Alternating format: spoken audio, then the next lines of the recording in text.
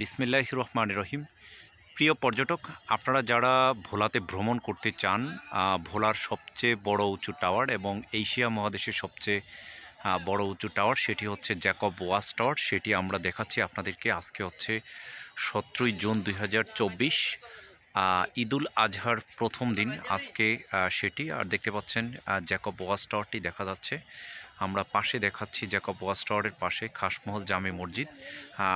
এটি 5 তলা বিশিষ্ট একটি মসজিদ, অনেক চমৎকার একটি মসজিদ। মসজিদের পাশে একটি স্টেডিয়াম রয়েছে, সেই শেখ রাসেল বিডি স্টেডিয়াম, এবং এই পাশে একটি রাস্তা নির্মাণ করা হচ্ছে এবং এই পাশে অনেকগুলো ছোট ছোট কবর রয়েছে, অনেক পুরনো কবর রয়েছে। এই মসজিদটির মধ্যে নিচে মহিলাদের নামাজ পড়ার আলাদা ব্যবস্থা রয়েছে এবং হচ্ছে এই পাশে মসজিদটির পাশেই নারিকেল গাছ সহ প্রাকৃতিক পরিবেশে এবং জ্যাকব ওয়াচ টাওয়ারের সামনে বিভিন্ন লাইটিং ডিসপ্লে করার জন্য অনেক ধরনের সাজসজ্জা তৈরি করা হয়েছে।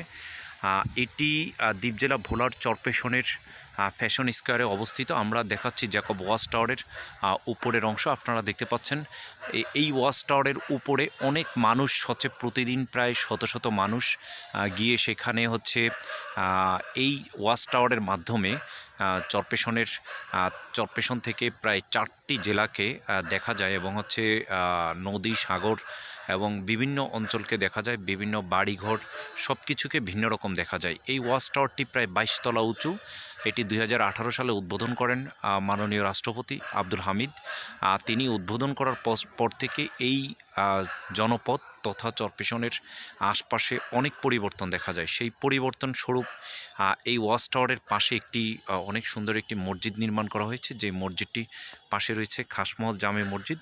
এবং এই পাশে আমরা যদি দেখি তাহলে আপনারা দেখতে পারবেন যে এইখানে গাড়ি পার্কিং সহ বসার জন্য অনেক সুন্দর জায়গা করা হয়েছে। আপনারা দেশে বিদেশে যারা আমাদের জ্যাকব টাওয়ার চরপেশন জেটিসি যে পেজটি রয়েছেন, পেজটির সাথে যুক্ত রয়েছেন, তারা দেখতে পারবেন যে এইভাবে হচ্ছে আমাদের চরপেশন তথা চরপেশনের এই অঞ্চলটি অথবা হচ্ছে এই জায়গাটিতে আপনারা বিভিন্নভাবে আপনারা এই সৌন্দর্য উপভোগ করতে পারবেন। এবং এই মসজিদটিতে মহিলা পুরুষ সহ প্রায় 5000 মানুষ নামাজ পড়তে পারে। হচ্ছে এইভাবেই ঈদুল আজহার সহ বিভিন্ন ঈদুল ফিতর, ঈদুল আজহা বা বিভিন্ন উৎসবে সব সময় হচ্ছে আনন্দ উল্লাসের সময় হচ্ছে বিভিন্ন সময় জ্যাকব ওয়াচ টাওয়ারে এইভাবে রাতের লাইটিং আপনারা দেখতে পাচ্ছেন। এবং আমরা চলে যাব আপনাদেরকে ফ্যাশন স্কোয়ারে, জ্যাকব ওয়াচ টাওয়ারের পাশেই একটি জায়গা। পর্যটক, এটি জ্যাকব ওয়াচ টাওয়ার, সেটি আমরা এক পাশ থেকে দেখিয়েছিলাম, আমরা ভিন্ন অ্যাঙ্গেলে দেখাচ্ছি আপনাদেরকে। এই ওয়াচ টাওয়ারের নিচে একটি শহীদ মিনার রয়েছে, চরপেশন শহীদ মিনার।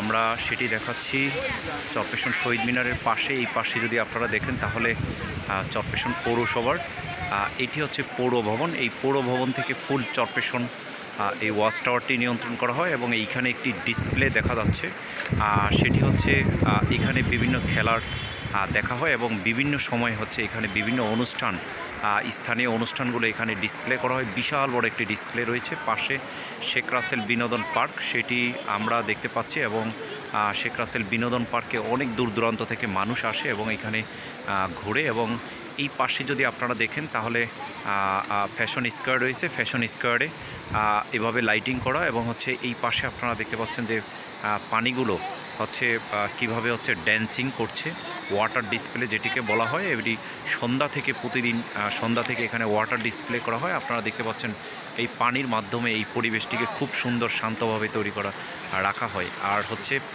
দেখতে পাচ্ছেন যে এইখানে বিভিন্ন লাইটিং সহ ঈদ আসলে হচ্ছে, ঈদ ছাড়াও হচ্ছে এইভাবে লাইটিং করে রাখা হয়। যারা দেশে প্রবাসে অনেকেই রয়েছেন, জ্যাকব স্থানীয় এমপি তার এই সমস্ত উন্নয়নমূলক কারণে হচ্ছে এই ধরনের বিনোদনমূলক বিভিন্ন উন্নয়নের কারণে হচ্ছে মানুষের মুখে মুখে চরপেশন নতুন শহর, পর্যটনের নতুন শহর, তার নাম চরপেশন, এভাবেই বলে থাকে। আপনারা যারা আমাদের জ্যাকব টাওয়ার চরপেশন যেই পেজটি রয়েছে সেই পেজে লাইক, শেয়ার, কমেন্টস করবেন, সাবস্ক্রাইব করবেন।